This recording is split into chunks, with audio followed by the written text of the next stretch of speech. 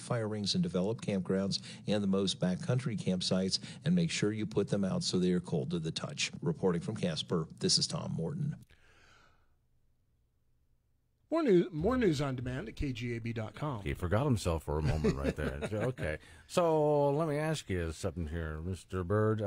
Isn't the 4th of July all about doing dangerous things? They told us not to make... How do you like your steak? I love my steak medium. Okay. Medium's not bad. That's a little more safe that way. Rare? I like it red inside. Yes, yeah, red inside there. Okay, so people tend to like more rare food than that. We're going to drink too much and set off things that explode. So I would say being an American then on the 4th of July is all about doing everything we're not supposed to be doing that they just warned us against? Pretty much. Pretty much. Okay, I just wanted to get that out of the way. Thank you, Doug.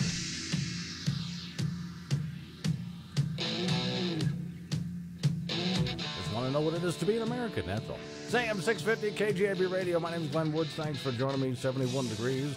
And when I said James over there, it's James Byrd, Senator James Byrd, state senator. How long, representative? I thought you were in the state senate over there. Okay, no, wait a second now. I'll go ahead and change that. Representative State Byrd. That's what it says now. And fun for those people that are watching on Facebook right now, you can go ahead and drop your questions in because, speaking of an upgrade, you've decided to upgrade from your current position to Secretary of State. So why do you want the Secretary of State's position? Well, first of all, this is my 5th term in the legislature, and that's 10 years. Mm-hmm. And I'm one of those people that believe that, believe it or not, I think your political career does have a shelf life. Okay. And at a certain point that, you've got to realize whether you're, being effective and still effective. And for me, the 10-year mark was a nice evaluation point. It just so happens that the Secretary of State's election comes up at that point. And so I decided that I'm good for one more election. Sure. Okay. Now, why Secretary of State? Is there something about that office in particular you find attractive? Yeah, it is. In my legislative career for the last 10 years, I've sat on the Corporations and Political Subdivisions Committee, which does the oversight for the Secretary of State's office. So they've been testifying in front of me, and I've been working with them for 10 years. And I find that whole organization probably one of the most outstanding organizations in state government. Okay. All right. Well, let's go back for those people who don't know you. Let's start from born where? Right here in Cheyenne. Right here in Cheyenne. Where? Been in Cheyenne this whole time? No, I grew up here, went to grade school, graduated from Central High School. Yeah, Central High School. Yeah. Went over to school in Laramie where I studied psychology, geology, geophysics, and computer science. That is a wide array of topics there. What'd you do with all that? I got cherry-picked out of school by an oil exploration company. One of, for those of you who know the oil business, Schlumberger has a brother who has a company is currently called CGG. Okay. It translates in French, but went to work for them as a geophysicist, doing downhole processing and seismic and some interpretation. Okay, see, that's some interesting work then. It was, fabulous work. It's those classes that you take or they make you take, and you ask yourself, I'm never going to use this stuff. You're that one guy. This is that it. One guy in the class actually used. Okay, so at some point then, about 10 years ago, you decided then to go ahead and run for office. Is this the only office you've ever held? Yes, it is. Okay. And actually, I was drafted by my neighbors. Oh, okay. At a kind of a barbecue in the backyard. Like a 4th of July kind of thing. Yeah, it was kind of like one of those. My neighbors and I used to get together and have a few steaks on the grill and sit there and complain about everything. Yeah. And it just so happens that they thought that somebody needed to be, the political mover and shaker and going. And so they all looked at me, and I, at the time, when I moved back to Cheyenne, because I left for a while in the oil business and the computer business, but when I moved back to Cheyenne, I really had no inclination of getting into politics. Right. But you've been there for 10 years now. In the 10 years, you accomplish anything you're particularly proud of? A few things. Well, actually, it's interesting being in the minority party. Yeah. you measure accomplishments a little bit different than you do, I guess you would in the majority party. Some of the things I am proud of is helping stop what I considered was bad legislation. Okay. Some of the other things was helping to put forth a few bills. I've had a few bills passed, and I'm kind of proud of those. But most of all, it's helping get that good legislation. Yeah.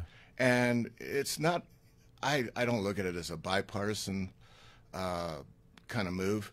I've always held the position that good legislation is, knows no party. Right. So if it's a good idea, it doesn't matter whether the origination was a bar napkin or some think tank someplace, so I really, feel good about some of those things that have come around. So Representative James Byrd is a candidate for Secretary of State. If you have any questions, 632-6500 is the phone number. That's 632-6500. My question is, you get into that office, do you have certain goals when you step into the Secretary of State office, things that you just think need to be done? Well, I do, and it's probably a little bit on the borderline of what the Secretary of State task is, but in this state we need to. You hear a lot of conversation. In fact, I helped start the conversation about diversifying our income and our workforce. I pushed that conversation as far back as 6 years ago. And now you hear all the candidates talking about it, but you don't hear any you don't hear any plan to go with that. And, I have sat down and I've thought real hard, and I think I have some plans that the state can do with public-private partnerships and get us off of this boom-bust energy diet. But the cool thing is we're still using our energy resources. Right. Because, I told you in the beginning that I come out of the oil and gas business. Sure. So it'd be really hypocritical if I sat in this chair and say, I don't like coal. I don't like I don't like hydrocarbons. Okay, that's not true. Right now, we're just using them all wrong. And so using coal to burn or using those things as fuel is really low-hanging fruit. In the past, that worked real well for us. We made a very nice bit of money off of that. But the world economies and the world attitudes are changing. And just like in any market-driven, entity or any relationship, when the market changes, you need to change with the market. There are those people that want to hold fast and say, we're going to stick to coal. We're going to make sure that we can burn coal. Well, that's fine, but that day has passed. And so my ideas are to take and find and recruit businesses that want to come in here. The synfuel industry, which is a coal conversion to midstream conversion, value added, to make other products out of it, like PVC, like bases for paints and cosmetics and 1,000 other things that probably haven't even been thought up yet. The same thing can be done with the natural gas and the oil streams too.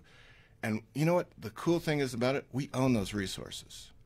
So if we build those value-added plants in Wyoming, we have diversified our economy. Somebody asked me, well, how? And it's really simple. Is when you build one of those plants, it takes construction workers, it takes all sorts of laborers and everything to build a plant. When you finish the plant, it takes loaders, operators. You have a whole variety of intermediary jobs to run that plant, and you have administration on the top end of it. There's your diversification, and you built that within. You didn't go ask government for a handout. You didn't fluff up an industry like the coal industry with some government dollars that are on the bubble. You're not riding that economic wave of boom bust. You're actually building a market from a source that I just can't walk away from. I mean, we have 1 trillion tons or more of coal laying in the ground. We have billions and billions of barrels and MCFs of natural gas. How could you walk away from natural resources like that? Or the flip side of that is, how could you stand the fight and do that the old way and make pennies on the dollar when you could make hundreds of dollars? More with James Byrd. He is running for Secretary of State in the state of Wyoming. Your phone calls are welcome, 632-6500. Hey friend, yeah, I'm talking to you. You're probably just sitting around right now trying to remember what you forgot to do today. Well, I'm here to help you out. Did you happen to remember the bag of donations you need to drop off at Goodwill? It's just been sitting in a corner in your house collecting dust anyway, so just do yourself a favor and bring it to your nearest Goodwill tomorrow. Lucky for you, there are 2 convenient locations here in Cheyenne. The best part is, with every item you donate, you're helping create jobs. Just don't let it go to your head, boss. Here at New Image Dental, we care about your smile. But most of all, we care about you. Our goal is to provide you and your family with the highest quality dental care in a professional and caring environment. New Image Dental is conveniently located in downtown Cheyenne, just south of the library. Parking is available. We are open Monday through Friday with a convenient monthly Saturday schedule. Emergencies are always welcome, and we love new patients. So come on in. Bienvenidos. New Image Dental, 2100 Pioneer Avenue, where we're cleaning the West, one smile at a time. A conservative Republican and businessman for governor, Sam Galeotis. Galeotis? Yeah, Sam Galeotis. Says here, Sam Galeotis is a conservative businessman who has led successful technology businesses at both the national and global levels and helped create thousands of good-paying jobs. Sounds impressive. Yeah. It also says conservative Republican Sam Galeotis is going to use his real-world business experience as governor to cut wasteful spending, get government out of the way of our small businesses, to grow our economy, create good-paying jobs so our kids are able to get good-paying jobs and raise their families right here in Wyoming. About time someone with business sense led Wyoming. Agreed. Conservative Republican Sam Galeotis is a businessman who'll help create good-paying jobs. And he's a Wyoming native, committed to preparing Wyoming kids for those Wyoming jobs. Conservative Republican Sam Galeotis. Paid for by Galeotis for governor. The KGAB Wyoming Wake Up with Glenn Woods on AM 650 KGAB, where Cheyenne comes to talk. 8:23 is the time. It's AM 650 KGAB Radio. My name is Glenn Woods, and sitting in the studio with me is Mr. James Byrd, and we're having a nice little conversation during the course of the break about economics and all of that good stuff, diversifying the economy, and what were you just saying to me about the place for government in all of this, basically? Well, there is a place for government inside there because, based on the risk, venture capital will only go so far to fund risk. And, one of the things that I use as an example is our space program. Sure. Back at that point, they looked at, and all the scientists are saying, sure, we can do this. You can build it. Okay, yeah, we can do that.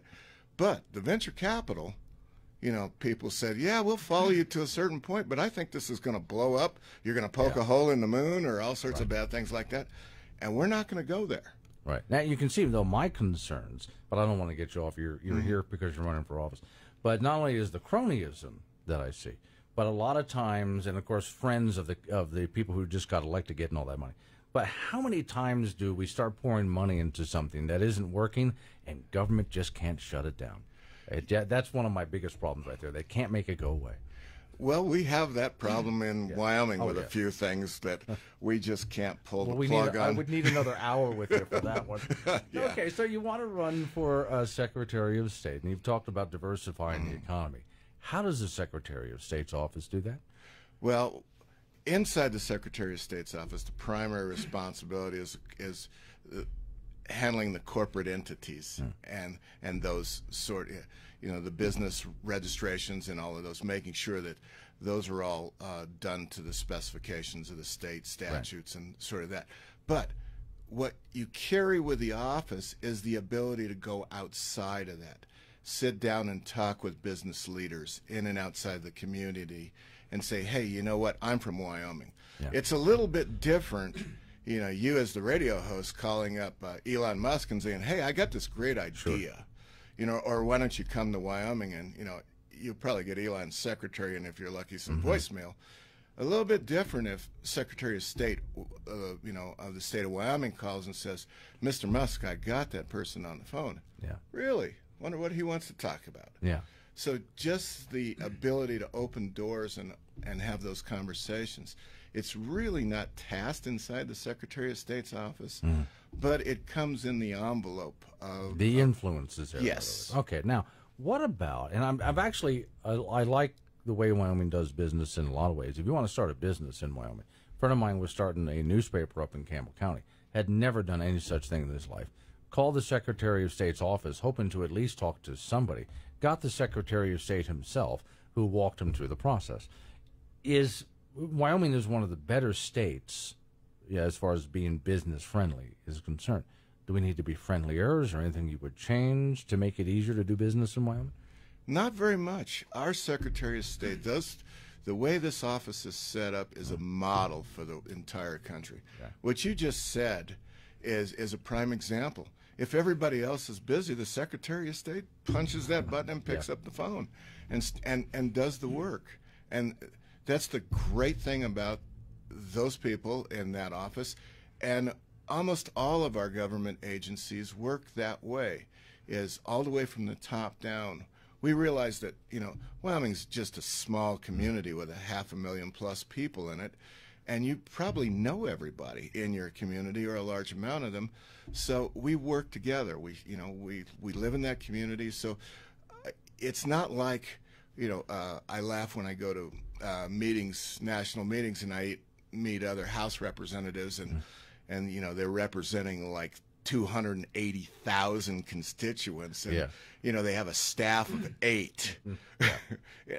So we're much closer to the people, which makes our effectiveness in those offices much greater, and it's easier because we can understand the problems. Okay. On that note, that means people can, while you're running for office, especially, can get a hold of you. But grab your headphones real quick. We can get a call in before we're done here. This is Glenn. Who's on the phone? Kate from Torrington. Yes, Kate from Torrington. What you got for us? I would like to know what his stance is on same-sex marriage and the death penalty. Okay, which I don't think fall under the purview of the Secretary of State's office, but what do you think? Well, I will give you my own personal view on that, because it does not fall under anything that the Secretary of State can affect directly. My personal view is, if you're a consenting adult, you should be allowed to live your life the way you want to, and I don't believe the government should step in there and tell you who or how you should live your life in that respect.